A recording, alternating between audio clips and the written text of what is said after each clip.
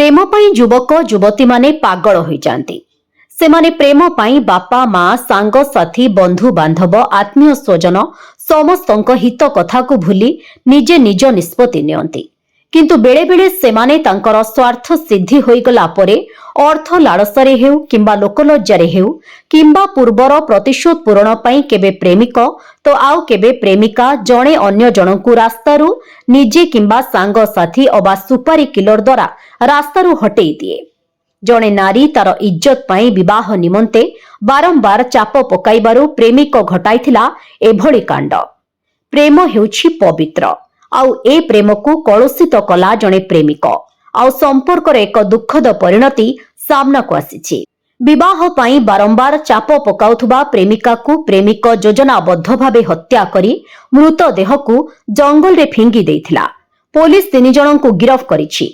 घटनाटी घटिछि संबलपुर जिला कुचिंडा ब्लॉक रे।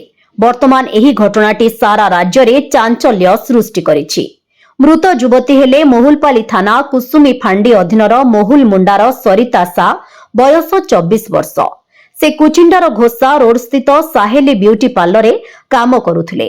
तांको बापा मनोज सांको अभियोग आधारे कुचिंडा थाना रे मामला रुजु करा जायछि।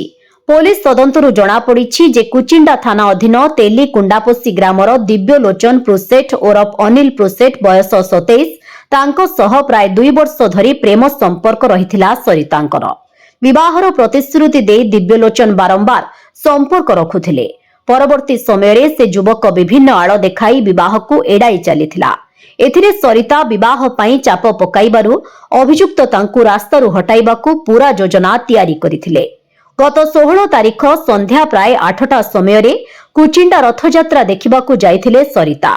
सेठारू युवती को उठाई नेइथिला शैतान प्रेमिक दिव्यलोचन और तांको 2 सहयोगी अशोक किसान और सुभित माकरंक सह एक बोलेरो रे घोषा रोड रु सरितांकु नेई जमनकीरा अभिमुखे जाइथिले। रास्ता रे विवाह को नेई उभयंक मध्यरे बचसा होइथिला। एही समय रे दिव्यलोचन सरिता पिंधिथिबा ओढ़णी सहाय्य रे तांको गळा चिपी हत्या करिथिबा पुलिस कहिछि। परे बडरमा घाटी निकट रे गाड़ी अटकाई मृतदेह को रास्ता कड़रे थिबा जंगल भितर को फिंगी देइथिले। घटनास्थल किछि दूर रे हत्यारे व्यवहृत ओढ़ड़ी को मध्य फिंगी देइथिबा जणा पड़िछि। घटनार तदंत करी पुलिस दिव्यलोचन प्रोसेट अशोक किसान और सुभित माकरु को गिरफ्त करी कोर्ट चालाण करिछि। सेमानक निकटरू घटनारे व्यवहृत ओढ़णी बोलेरो एक मोबाइल फोन और अन्यान्य नमूना जबत करा जायछि। कुचिंडा उपखंड चिकित्सालय रे मृतदेहर व्यवच्छेद करा जायथिबा बेले फोरेंसिक टीम मध्य घटनास्थलरू नमूना संग्रह करिछि। व्यवच्छेद और फोरेंसिक रिपोर्ट को पुलिस अपेक्षा करिथिबा बेले तदंत जारी रहिछि। ब्यूरो रिपोर्ट विकल्प समाचार। आम चैनल को लाइक शेयर एवं सब्सक्राइब करंतु।